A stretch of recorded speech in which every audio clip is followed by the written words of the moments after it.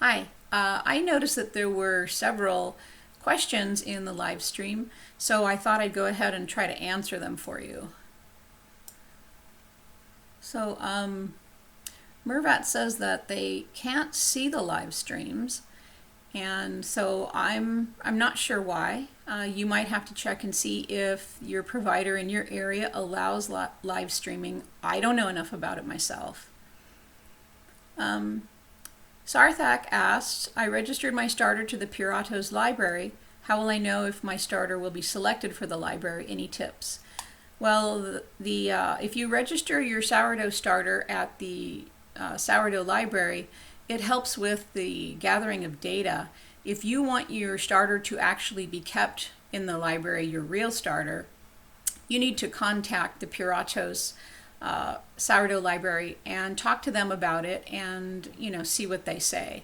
They will select different sourdough starters from around the world, and if they're interested in yours, then yours can be kept in their library. You just need to talk to them.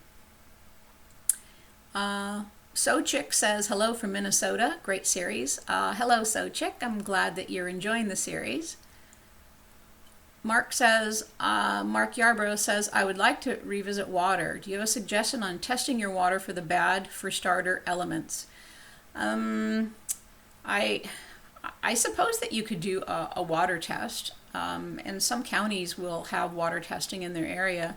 If you have tap water, most likely you have chlorine and maybe chloramines and other chemicals. And the thing is like I've said before, you could actually get away with using it for a while, but most people with tap water notice after a while that they just can't keep their starter healthy and it ends up dying off.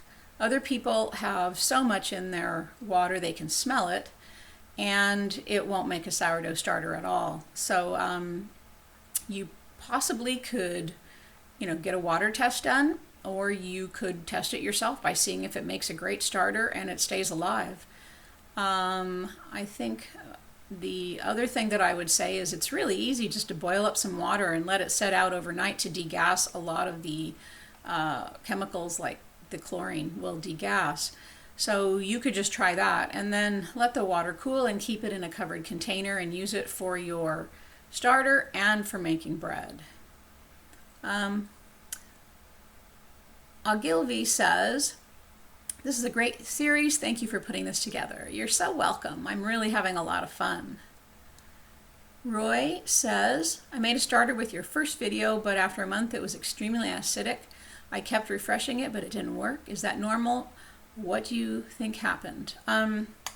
I would guess maybe after seeing this video you might have learned some new things, that perhaps you need to use a lower inoculation and more food when you feed, and feed a lot more often.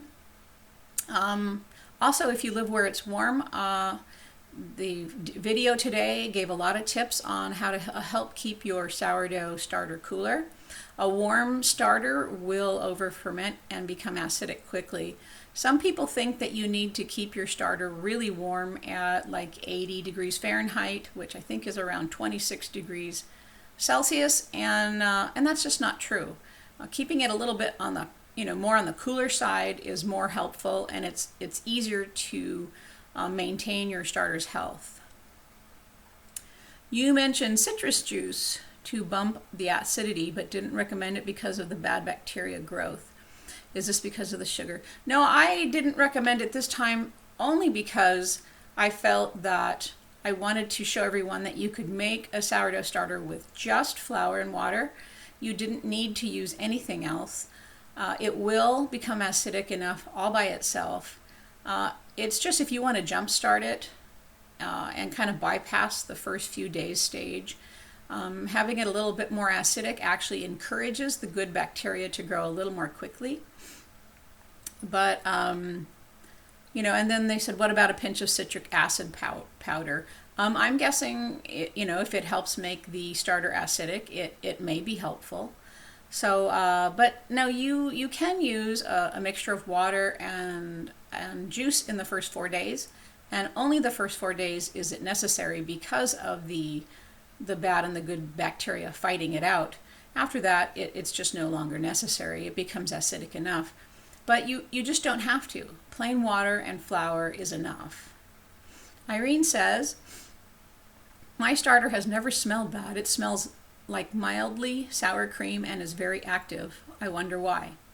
Well, it's just possible that you have the right combination of microorganisms and nice flour, and your starter got acidic quickly enough, and you don't have to worry about it. I certainly don't think that's a problem. If you've got a vigorous, active starter and it never smelt bad, then wonderful. Just don't feel bad if your starter does smell bad within the first 4 days of its creation, because that's very normal. So many people that don't know any better will throw it out at that point, and you don't need to. It's very normal for it to smell bad in the first 4 days. Carla says, mine doesn't smell terrible either. Yes, like mildly sour cream. I also have the hooch on mine. I wonder about that. Well, you can either stir the hooch in or pour it off when you feed. I have the tendency, I know some people say it's bad.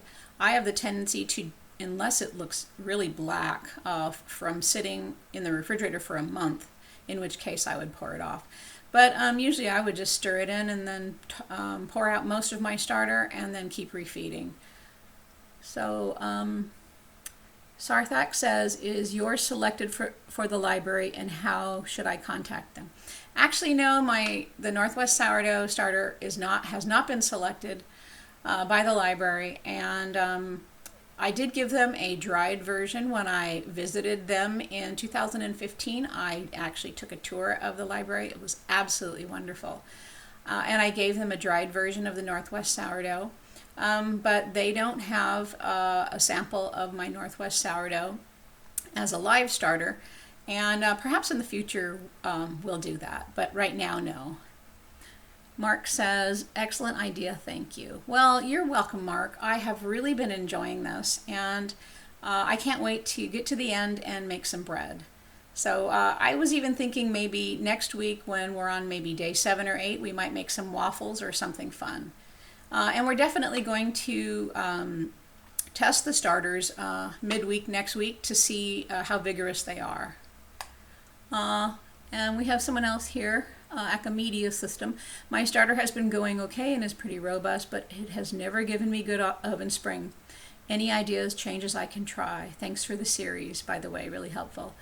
Well, I'm just wondering if the first 4 days of this series has helped you to see that maybe there's some tips that you can follow to make your starter a little more vigorous.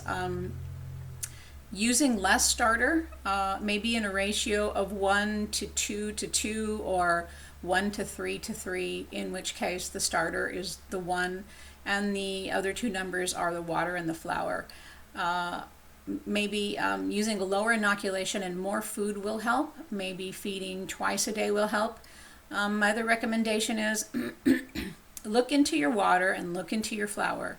If you use flour that is old, past its date. You know, a lot of flours here in the U.S., and I'm sure this is not true everywhere, but in the U.S., a lot of flours are bagged with the date of their expiration. And I have found flour before that was sitting on the shelf and said that its expiration date was 2 years in the future, you know, which meant that it was actually a pretty fresh starter. But if you get that bag 2 years in the future and it says, oh yeah, you know, it's going to be expiring in a month or two, that means it might be 2 years old already. So grinding your own fresh flour is really the only way to tell how fresh your flour is. But try to get fresh flour, buy from a store where there's a large turnover of flour, and check your water.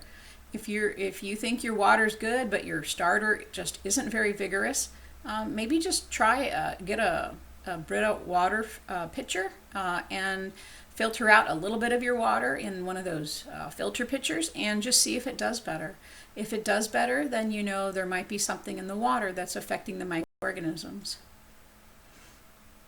Yeah, okay. Acamedia system says, I will try the 1-3-3 and maybe twice a day feedings, thanks. Yes, and if you do that, you can keep a really small amount. So you don't need to keep large amounts. As long as you're maintaining or just feeding and you're not baking with it, you can keep really small amounts. So Anyway, that's all the questions there for today. And so just wanted to thank everyone for showing up and really excited. You can post pictures of your new starter on Perfect Sourdough on Facebook. And we have the hashtag, what did I put? See my starter. So anyway, you can go there and post it in the group, Perfect Sourdough, and we can take a look at your starter and see how it's doing. Let us know how bubbly it is, and let us know if how it's smelling. So anyway, we'll see you all tomorrow. Bye.